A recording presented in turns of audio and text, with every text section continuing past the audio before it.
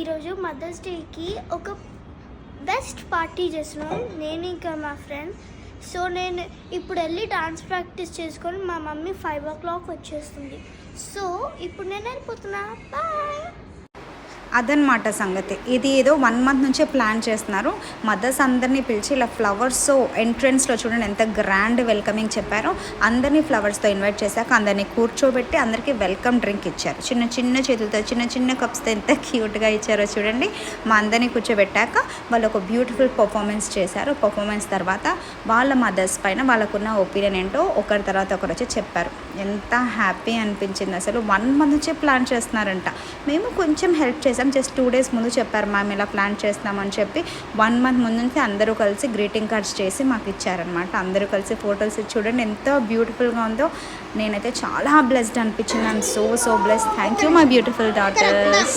మీరు